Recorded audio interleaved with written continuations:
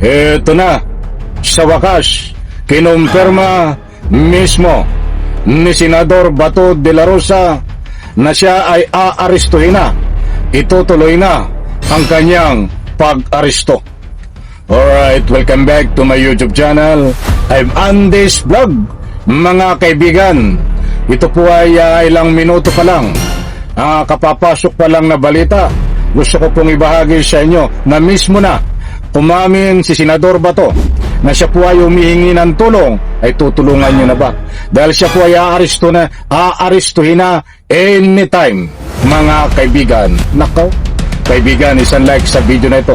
Kung nagustuhan nyo po, please subscribe my YouTube channel. Ito po ay kaninang umaga ko pa natutunugan dahil tayo po ay abalang-abala sa panunood, pagkuha ng mga latest update ng mga maiinit na balita sa mapagkakatiwalaan natin na malaking stream media. Ay yun na nga ho, nagkatotoo po yung ating mga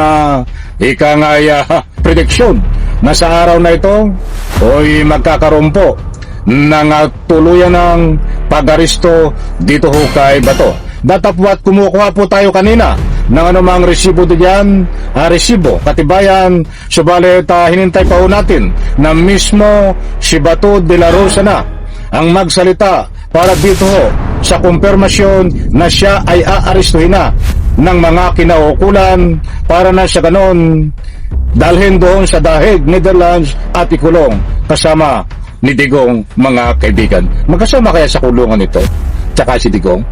Ay tingnan po natin kung anong mangyayari. Ang importanteng mahalaga, ito ho, pakinggan po natin si Bato. Ito ay ilang minuto pa lang nagkalalabas na balita. Nandito po ang kumpirmasyon. Ito po, pakinggan po natin. Tulinan ako mga kaibigan. Meron po tayo na kailang informasyon na pagkatapos sa aming sesyon itong araw na ito, meron na po mga operatiba ng UEI at ng CIDG na napunta dito para ako na restaurant. Ako po nanawagan sa inyo. Sana tulungan niyo ako. Nandun tayong papayag na another Pilipino ang gadating sa Dahig. Pangalawa, kahit Pangulong Duterte. Ako po nanawagan sa inyo na sana pumunta kayo dito, tulungan kami, mag-aging tayo dito sa harapan ng Senado. Kung binasikinisap sa inyo, kung kayo'y meron pang puso para sa ating bansa, sana pumunta kayo dito. Kung nanawagan sa inyo, lahat ng mga puso para sa ating bansa, para sa ating bansa. Pumunta na po kayo. Dito sa harap ng Senado. Huwag mong gamitin lahat ng Pilipino, Bato. Hindi kami sasama dyan. Huwag gamitin lahat. Tagasunod mo lang para mag-vigil. Hindi kami. Ito, ituloy ko po. Yan po si Bato de la Rosa. Against the light Pasensya na ho, against the light. Ito, ang panawagan niya ho.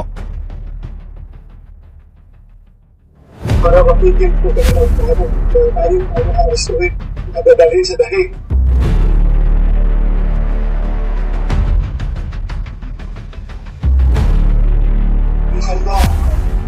Lahat ng Pilipino, muna nawagan sa inyo.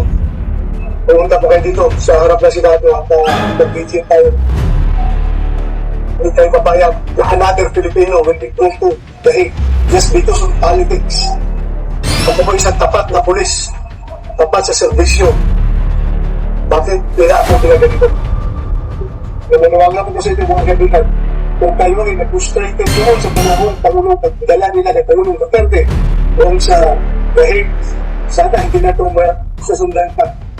Maraming salamat mga kaibigan. Hindi ko ako nanawagan ng violating backlash. Ano ko yung nanawagan na isang Kristo na praying agad dito sa harapan ng Senado.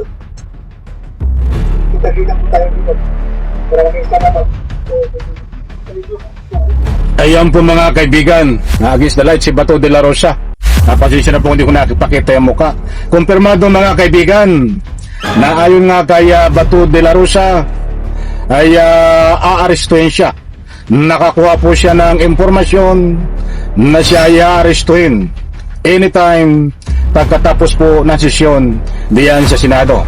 Kaya siya po ay nananawagan sa lahat ng taong bayan daw sa lahat ng Pilipino na magbigil. Loko-loko, buwang!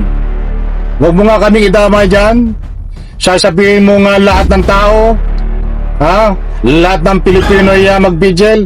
Lokohin mo ang sarili mo. Ha? Doon ka magpaliwanag sa tagasunod mo. Ha? Kay Sara Lustay, doon ka magpaliwanag. Kay Digong, pagdating mo sa Netherlands. Kami ay sisimpatiya para ikulong ka dalhin sa dahig Netherlands. Hindi para mag-vigil. Nagre-react lang ako kasi lahat ng mga Pilipino tao ba, anak ng katakot-takot, ikukulong ka ng lahat, ay nambubudol ka pa. O, di ba? Kaninang umaga ko pa ho nakakuha ng impormasyon na ganyan. Dahil itong malalaking stream media ay nakatutok ko tayo sa mga live nila. Yung mga pagkakatiwalaang stream media na laging sinasabi nila ay posibleng pag-aristo. Takbuhan sila para makakuha ng mga tatanungin kung totoo ito. But ito na ho, siya na nagkumpirma na talagang aristuhin siya.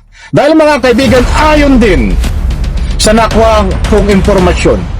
Ito yung nakuha kong impormasyon na sa mapagkakatiwalaan nating source ay nagkaroon na po ng ruling. Nagkaroon ng ruling sa Supreme Court. Itong petisyon ni Bato na itigil ang pag-aresto sa kanya na nailabas ngayong araw na ito, ba't wala pang kopya ang kanyang abogado? Ay baka alam nila ang result na hindi talagang ang sabi ng korte ituloy ang pag-aresto, kasi doon lang sila humahawak Sabi nga ito, hanggat walang ruling desisyon ng Supreme Court, ang sabi ng NBI, hindi aarestuhin, igagalang habang may sesyon. Ay ito ngayon, nakanatunugan ko. Ay tingnan po natin, hindi po ito sasala. Sa next vlog po natin kung ano ang sinabi ng Korte Suprema. Malamang sa malamang, ang sabi ng Supreme Court, aristuhin si Bato. Kaya't ngayon ho, nananawagan si Bato de la Rosa, magbigil daw lahat. Ay huwag mo kaming isama dyan, Bato. Ikaw lamang. Kami ay natutuwa. Pumapalakpak ang dalawang tainga, kasama pa ang dalawang kamay, na ikaw ay pusasan sa loob ng Senado, dalhin, basahan ang areswaran, isakay sa aeroplano. Kung ayaw mong sumakay sa aeroplano, hihilahin ka papasok ng aeroplano para dalhin sa dahig Netherlands at doon ka ikulong.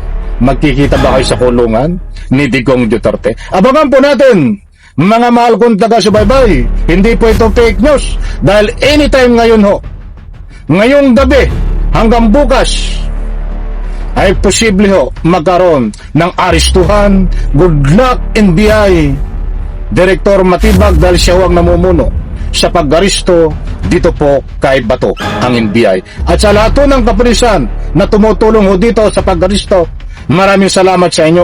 Good luck sa inyo. Sana ho ay magkaroon ito ng mapayapang pag-aristo para nakikita po natin itong nakapusas. Mga kaibigan, tabang-abang ho ito. Abangan po sa next vlog po kung ano nga talaga ang result ng Supreme Court, sa ruling ng Supreme Court na petisyon ito. Talagang I'm sure dininay ito, kaya ito ay kabado na talaga aarestuhin na. Kaibigan, abangan po, abang-abang, isang like, isang share sa video na ito. Salamat po.